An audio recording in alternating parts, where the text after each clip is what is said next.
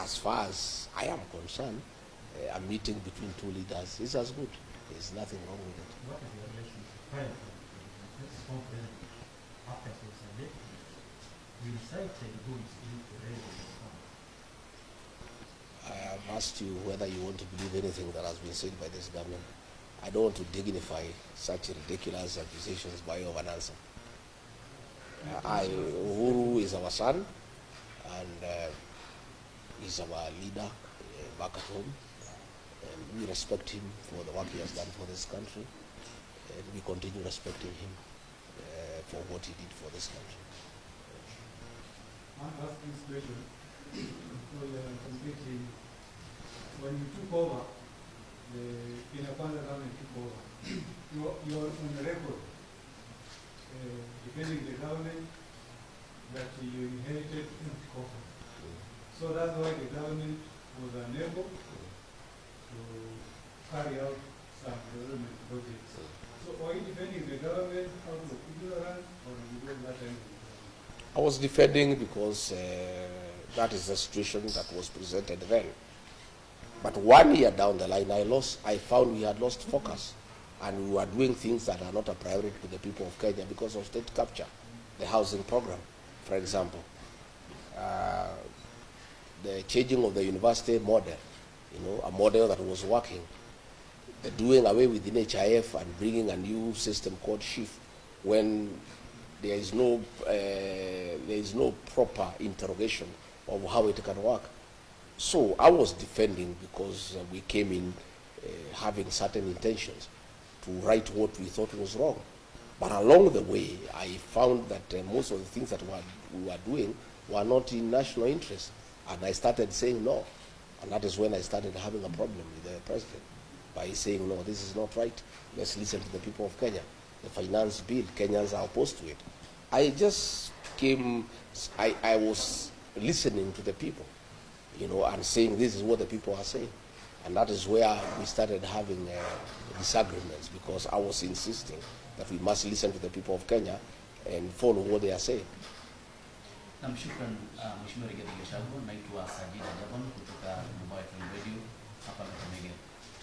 Swali langu litahusiana kwamba tangu ulipoweza kubadilishwa madarakani na mwenzio naibu wa rais wa sasa Profesa Kithure Kindiki akaweza kuteuliwa kama naibu rais, je, mlikuwa na mahusiano mazuri sana? Je, uhusiano huo ungalipo baina yako na Mheshimiwa Rigathi Gachagua? Swali la kwanza. Swali la pili, alipoteuliwa siku hiyo katika siku ya kuapisha pale ICC, Rais William Ruto alisikika akisema kwamba hakuwa na yule msaidizi wa kumsaidia kuweza kuelimisha Wakenya kuhusiana na miradi ya serikali. Tayari ushataja baadhi ya ajenda za serikali ya Kenya Kwanza. Je, kuweza kujua kuhusiana na miradi hii na baadaye tukapata sakata mbalimbali kama vile Adani, ni kipi ambacho ulikijua ambacho Wakenya hawakujua? Yes, I heard the president say that he was lonely at the presidency because there was nobody helping him to defend government programs. That is true. I was unable to defend most of them because I could not defend theft and corruption. I could not defend Adani. So I was unable to talk about the housing program because when I listened to the people of Kenya, they didn't think it's a priority.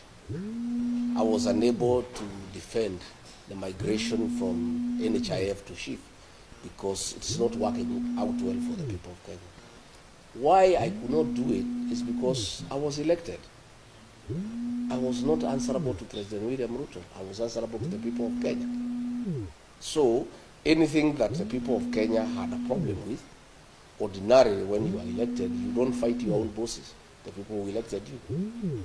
Ndio mimi nikashindwa kwenda kutetea hizo miradi. But the person, the president chose to occupy that office can defend anything because yeye ni mfanyikazi wa rais.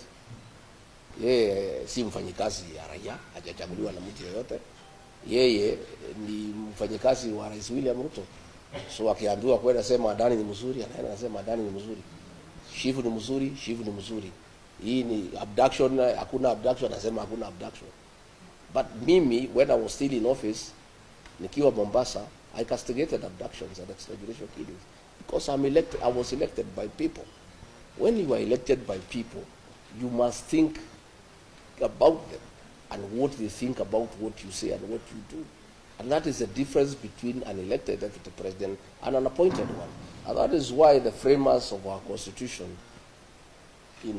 made it possible for a deputy president to be elected so that he can be talking for the people and can tell the president, no, this is wrong. But the situation we are having now, there is no difference between the president and the deputy. They are one and the same. So that was the situation. And I really asked the president to forgive me. I couldn't. I was elected, so I couldn't defend corruption. I couldn't defend things that are against the people of Kenya. There was no way I could do it. But it is not because I'm a bad person, but it's because I was elected. And once you are elected, you must respect the people who have given you the job. Mwisho kabisa, kuna hili swala ambalo wanasema kwamba kuna baadhi ya viongozi wanasema kwamba ni wakati sasa uweze kuketi chini na kunyamaza ili kuweza kuzuia baadhi ya mashambulizi ambayo yanatokea kwa sasa. Na kauli ya mwisho pia nitakuuliza kuhusiana na kuna mpango wa serikali kuweza kuleta ile vaccination ya mifugo mwaka ujao. Kauli yako. Wale wanasema ni nyamaza si wafuasi wangu, ni watu ya serikali.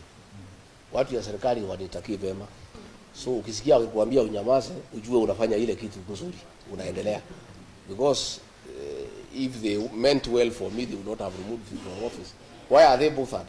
If I keep quiet, I am better off. Then why should they wish me well? Yeah, I cannot keep quiet because there are many issues to talk about. We cannot keep quiet when the people of Kenya are suffering, when our children are being abducted, when people are being overtaxed. We must speak because we are leaders. And I was not just speaking because I was in office, because I'm a leader in this country. I was elected by the people. I must speak for them. Mambo ya vaccination tunauliza serikali ni sawa, lakini huwezi lazimisha chanjo kwa nguvu. Chukua muda uende ueleze wafugaji faida ya hiyo chanjo, na wakikubali chanjo itaendelea. Wakikataa, ukubali wamekataa kwa sababu ng'ombe ni yake, na huwezi lazimisha mtu kuhusu mambo ya ng'ombe yake. Ng'ombe ni yake, yeye ndiye mwenye kununua, yeye ndiye mwenye kulisha. The cow is this. You cannot do things by force. If you find people are saying no, don't insist. Listen to them. If they say they want the vaccination, go ahead. If they say they don't want, stop it. Kenya is a democracy, and that is why we have a constitution, and it allows people freedom of choice to decide what you want. And you cannot interfere with people's private lives. The cow is mine.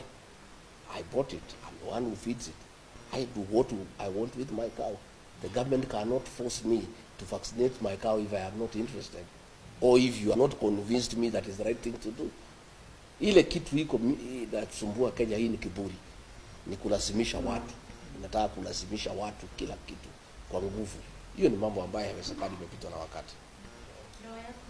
Rais William Ruto kwa ndio wengi sana tulikuwa tukiendelea mchana, na baadaye kidogo wengi wakawa wanasema kwamba kile kitu ambacho kilifanya ukaondolewa madarakani ni jenzi, maandamano ya jenzi. Wengi wanasema kwamba you have been hiding, you have been funding jenzi protest. Is it true? Sifikiri hiyo ni sababu ya ukweli. It's not true.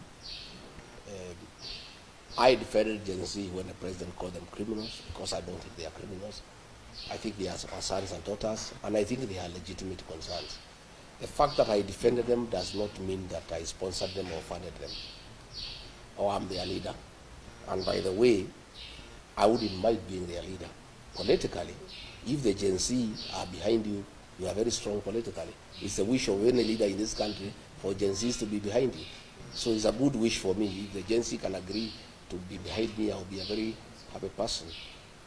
They did not remove because of that. They refused me because I refuse to support corruption.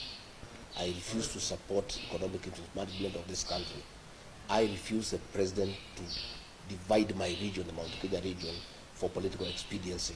I say he cannot divide them. Those are the issues. And I refuse to be a yes man. Say yes to everything. Those are the issues. Anything